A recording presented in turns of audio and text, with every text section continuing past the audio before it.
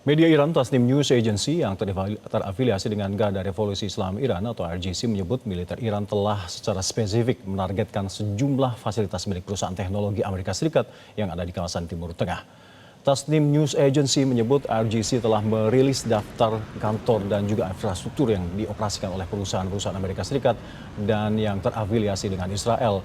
Fasilitas milik perusahaan-perusahaan ini disebut sebagai target serangan baru dari Iran karena teknologi yang mereka pakai untuk tujuan militer.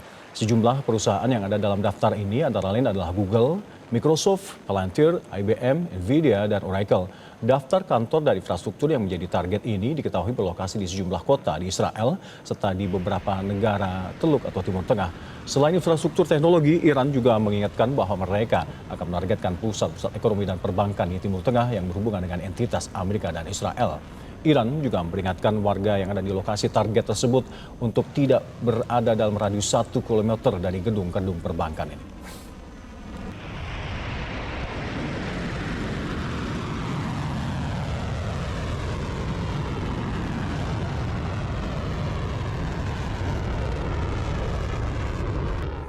Zionis Israel dan Amerika masih terus menyerang Iran, sementara serangan balasan dengan kekuatan makin besar dan juga target spesifik makin gencar dilakukan Iran. Apakah ini artinya perang masih akan panjang dan semakin meluas? Kita akan membahasnya dengan analis Timur Tengah, Teh Dina Sulaiman. Assalamualaikum, Teh. Waalaikumsalam, Mas Alka. Iya, Teh, laporan terbaru dari Iran di mana media Tasnim News Agency telah merilis daftar target sah yang mencakup kantor dan pusat data milik Amazon, Google, Microsoft, Nvidia yang ada di kawasan-kawasan negara Turk dan juga Israel. Apakah ini nanti murni bentuknya serangan cyber ataukah Iran sedang memberikan sinyal bahwa mereka juga siap melakukan serangan fisik melalui drone atau rudal ke infrastruktur cloud milik perusahaan-perusahaan Amerika dan yang terafiliasi dengan Israel ini? Iya, kalau dari sisi kemungkinannya apakah sebatas serangan cyber atau serangan langsung, saya pikir kedua kemungkinan ini terbuka ya. Dari sisi kemampuan militer, Iran mampu untuk melakukan serangan langsung ke ini ya ke industri milik Amerika Serikat dan Israel yang terlibat dalam serangan ke Iran. Dan sebenarnya juga kalau kita lihat listnya itu juga sudah masuk list dari Francesca Albanese ya, reporter khusus PBB untuk Palestina.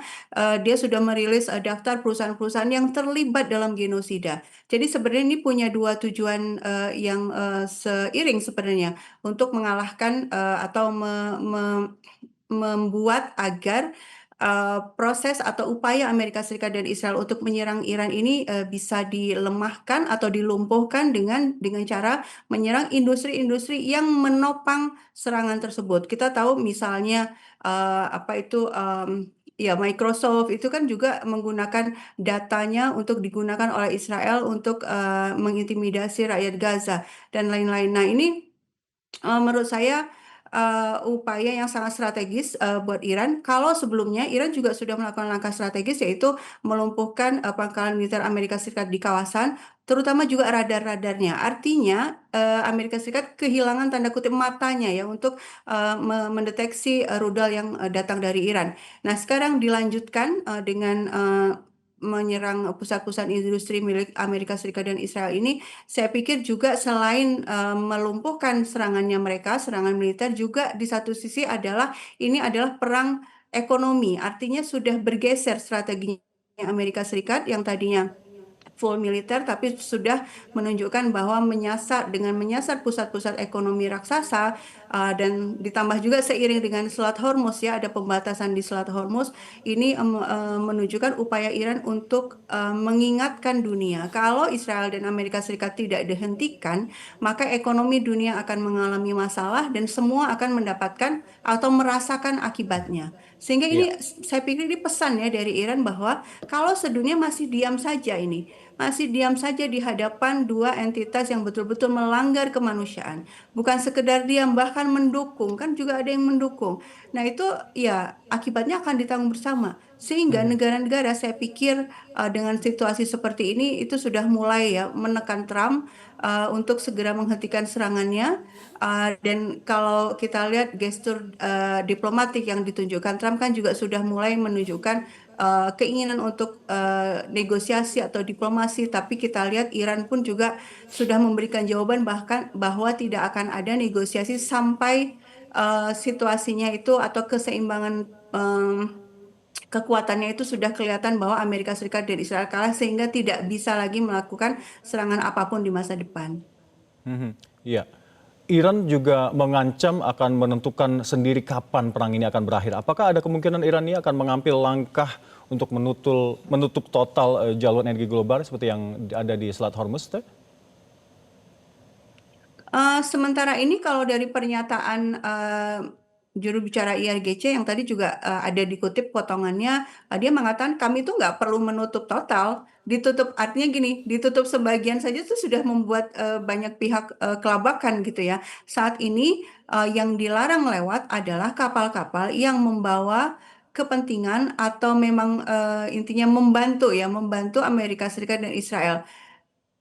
Artinya Selat Hormuz ini masih dibuka untuk kapal-kapal yang memang bersahabat dengan Iran dan tidak terbukti memberikan bantuan kepada Amerika Serikat dan Israel. Baik, Tapi baik. jika situasinya masih terus seperti ini, negara-negara cenderung diam dan bahkan resolusi PBB yang terbaru ya, resolusi Dewan Keamanan PBB yang terbaru justru malah menyuruh Iran untuk berhenti menyerang. Padahal Iran itu adalah korban dari agresinya Amerika Serikat dan Israel. Dan serangan itu dilakukan dari pangkalan-pangkalan militer yang ada di negara-negara Arab. Nah, sekarang justru malah Iran yang disuruh berhenti menyerang negara-negara Arab ini. Padahal yang diserang adalah kepentingan atau aset-asetnya Amerika Serikat. Ini kan menunjukkan bahwa Dewan Keamanan PBB pun yang isinya ada 15 negara itu cenderung diam ya, bahkan tunduk kepada Amerika Serikat. Ya kalau ini terus berlanjut, Iran juga ya dari pernyataan-pernyataan para petingginya mereka juga akan terus melanjutkan perlawanan kepada kedua entitas ini Baik, ya, Israel baik, dan Amerika. baik, baik. Teh, kita ingat Trump sempat mengklaim kemenangan dan ini mengingat Trump memang sangat concern dengan harga-harga minyak khususnya dan inflasi yang ada di dalam negerinya. Apakah klaim sepihak dari Trump ini hanya untuk menenangkan pasar global, bukan sebenarnya refleksi kemenangan militer yang nyata dari Amerika? Ya, kalau betul Amerika Serikat itu sudah menang gitu ya, kita lihat dalam beberapa hari ini Iran masih terus melakukan serangan. Jadi tidak sesuai dengan fakta di lapangan gitu ya. Trump mengatakan kekuatan militer Iran sudah dihancurkan. Buktinya Iran masih melakukan serangan.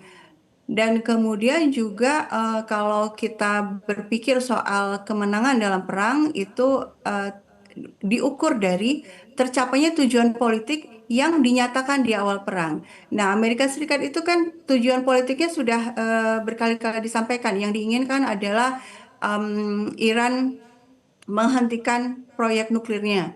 Kemudian Iran berganti pemerintahannya, tidak lagi Republik Islam seperti sekarang gitu ya. Dan kemudian Iran tunduk sepenuhnya ya kepada Amerika Serikat. Gak ada satupun yang tercapai sehingga ini ya betul ini adalah propaganda semata untuk menenangkan publik di dalam negerinya Amerika Serikat sendiri dan juga menenangkan negara-negara sekutunya. Dan memang sih terlihat ya upaya ketika Trump sesumbar sudah menang, harga minyak agak membaik gitu. Ya. Tapi ketika kita lihat Iran masih terus melakukan serangan, terutama juga di Selat Hormuz juga sudah banyak kejadian penyerangan ya. Ini saya pikir pasar akan bereaksi lagi, tidak lagi percaya pada kebohongan Trump itu. Baik, baik. Baik, Teh Dina, terima kasih telah berbagi perspektif bersama kami di Metro hari ini. Salam sehat selalu. Assalamualaikum. Jelajahi cara baru mendapatkan informasi. Download Metro TV Extend sekarang.